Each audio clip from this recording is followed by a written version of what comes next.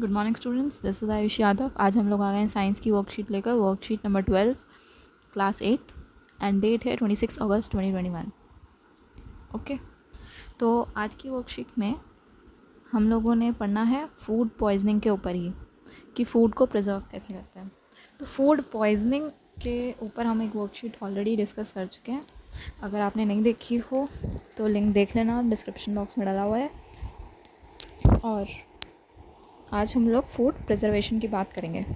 एक तो हमने पढ़ा था कि फूड पॉइजनिंग होती है, कुछ फूड खाने से आपका पेट वेट ख़राब हो जाता है। आज हम पढ़ेंगे कि हमें फूड को प्रिजर्व कैसे रखना होता है कि हम उसको ज़्यादा टाइम तक बचा कर उसे खा सकें। ओके, देखो, फूड हम प्रिजर्व करके क्यों रखते हैं? क्योंकि अगर बाई चांस आपको विंटर सीज़न में मैंगोज़ खाने का मन कर जाए, या अगर आपको स्ट्रॉबेरीज़ खानी हो समर सीज़न में, तो वो कैसे खाओगे? स्ट्रॉबेरीज़ विंटर सीज़न में मिलती हैं, मैंगोज़ समर सीज़न में मिलते हैं, तो उसको हमें प्रिजर्व करके रखना होता है। हमने पढ़ा था कि माइक्रो ऑर्गेनिजम्स प्रेजेंट होते हैं ऑलमोस्ट एवरीवेयर। ठीक है, सारी जगह माइक्रो ऑर्गेनिजम्स प्रेजेंट होते हैं, जिसकी वजह से फूड पॉइजनिंग होती है, हमने ये देखा था। तो अगर हम उन्हें प्रॉपर कंडीशन में रखें, हीट और मॉइस्चर उन्हें प्रॉपर तरीके से मिले, तो वो बड़ी जल्दी से बढ़ेंगे माइक्रो ऑर्गेनिजम्स, जिसकी वजह से कंटामिनेशन ऑफ फूड हो जाता है। ठीक है, जिसको हम फूड पॉइजनिंग कहते हैं। अब कंटामिनेशन ऑफ फूड, अगर जैसे किसी फूड में कंटामिनेशन हो गया है, तो कैसे पता चलेगा कि वो फूड कंटामिनेटेड है? तो उसमें क्या होगा, कुछ केमिकल प्रोसेसेस होंगे जिसकी वजह से उसका कलर, टेस्ट, स्मेल चेंज हो जाएगा। ठीक है, कई बार अगर आप बासी कोई खाना खाते हो तो आपको उसका टेस्ट अजीब सा लगता है। फ्रेश फूड का टेस्ट अलग होता है और बासी खाने का अलग होता है। तो उसी का ये मतलब वही है कि कंटामिनेटेड हो गया वो। आपको ज़्यादा देर ख़राब रखा हुआ खाना नहीं खाना चाहिए, ख़राब खाने का वैसे ही टेस्ट अलग आता है। अगर हमें फूड को प्रिजर्व करके रखना है कि वो माइक्रो ऑर्गेनिजम्स उसमें ज़्यादा ना बढ़ें और वो कंटामिनेटेड ना हो, तो उसके लिए हमें क्या करना है? हमें फूड को प्रिजर्व करना है। और प्रिजर्व करने के हमने कई सारे तरीके सीखने हैं। तो आज का पहला तरीका है केमिकल मेथड, जिसमें हम सोडियम बेंजोएट या सोडियम मेटाबाइसल्फाइड डाल देते हैं उस फूड के अंदर, जो कि माइक्रो ऑर्गेनिजम्स की ग्रोथ को चेक करता है। मतलब फूड के अंदर कोई ख़राबी नहीं करेगा, ना उसका कोई टेस्ट चेंज करेगा, लेकिन सिर्फ माइक्रो ऑर्गेनिजम्स की स्पीड स्लो कर देगा कि वो कम ग्रो हों। क्या क्या केमिकल है? सोडियम बेंजोएट और सोडियम मेटाबाइसल्फाइड। ये हो गया केमिकल मेथड। नेक्स्ट मेथड है preservation by common salt. Meat, fish को हम लोग मोस्टली, मीट या जो लोग नॉनवेज खाते हैं उन्हें पता होगा कि अगर मीट और फिश अगर आप थोड़े टाइम बाद खाते हो तो उसको प्रिजर्व रखने के लिए आप उसमें टेबल सॉल्ट डाल देते हो, सो दैट बैक्टीरिया उसमें ग्रो ना करे। नेक्स्ट है प्रिजर्वेशन बाय शुगर। शुगर किन चीज़ों में डाला जाता है? सो दैट उस फूड में मॉइस्चर बना रहे और वो बैक्टीरिया की ग्रोथ को ना बढ़ाए ज़्यादा। देखो, सॉल्ट का एग्जांपल ये फ़िश में डल गया। शुगर का एग्जांपल हम लोग जैम में देखते हैं। ऑयल और विनेगर, हम लोग प्रिजर्व करने के लिए ऑयल और विनेगर डाल देते हैं किसी भी फूड में, सो दैट वो ख़राब ना हो। जैसे कि फॉर एग्जांपल पिकल। अचार में आपने देखा होगा ज़्यादातर नमक और तेल बहुत होता है, तो वो क्या करता है, माइक्रो ऑर्गेनिजम्स को बढ़ने नहीं देता, इसलिए अचार काफ़ी सालों तक चल जाते हैं। एक बार बन जाता है तो चल जाता है काफ़ी लंबा। उसके बाद नेक्स्ट है heat and oil treatment, heat and cold treatment. Milk को आप बॉयल करके रखते हो, जैसे अगर आप दूध लेकर आते हो तो उसको पहले आप उबाल कर फिर रखते हो फ्रिज में, तो उबला हुआ दूध ख़राब कम होता है, क्योंकि वो माइक्रो ऑर्गेनिजम्स को उबलते टाइम ही डिस्ट्रॉय कर देता है। और हम लोग मोस्टली क्या करते हैं, अपने खाने को फ्रिज में रखते हैं, रेफ्रिजरेटर में रखते हैं, सो दैट वो कम माइक्रो ऑर्गेनिजम्स ग्रो हों और वो जल्दी से ख़राब ना हो। फ्रिज के बाहर कोई फूड रखा होता है तो वो जल्दी ख़राब हो जाता है as compare to the food that is kept in the refrigerator. Next method है पेस्चराइजेशन। पेस्चराइजेशन क्या होता है? हम मिल्क को 15 से 30 सेकेंड्स तक 70 डिग्री सेंटीग्रेड पे गर्म करें और फिर उसे कूल डाउन कर दें सडनली और उसको बैग में फिल कर दें, तो वो माइक्रो ऑर्गेनिजम्स की ग्रोथ को कम कर देता है, और इसी प्रोसेस को हम पेस्चराइजेशन कहते हैं।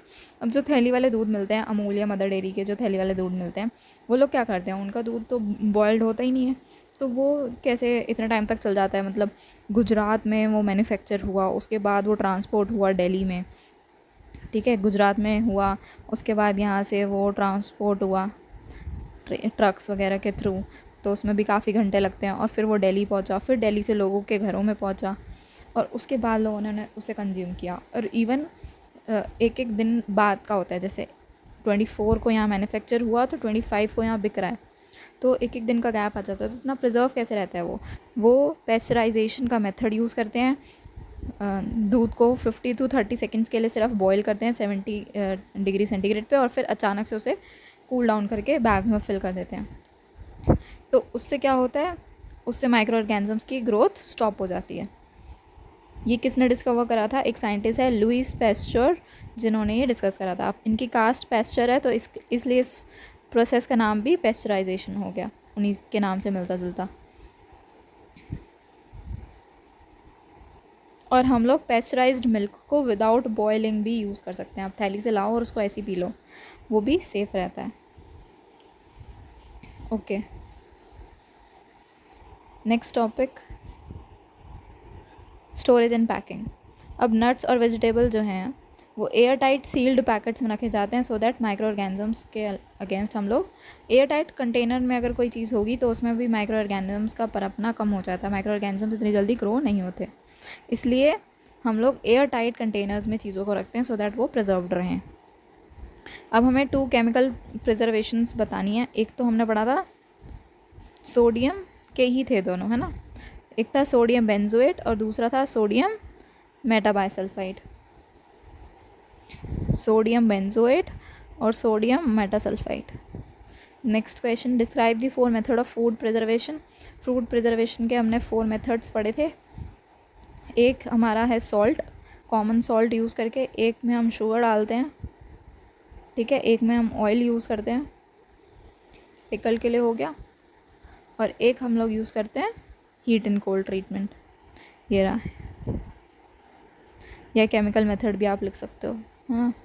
केमिकल मेथड का क्वेश्चन हम एक ऊपर 1 कर ही चुके हैं, तो हम यहाँ पे लिख सकते हैं heat and cold treatment. Next question 3, oil और सॉल्ट क्यों ऐड किया जाता है पिकल में? उसको प्रिजर्व करने के लिए, ठीक है, प्रिजर्व करने के लिए।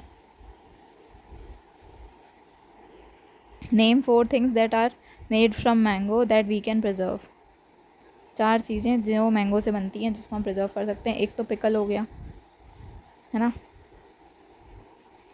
मैंगो फ्लेवर्ड जाम आती हैं, उसको आप प्रिजर्व कर सकते हो। और क्या हो सकता है मैंगो का?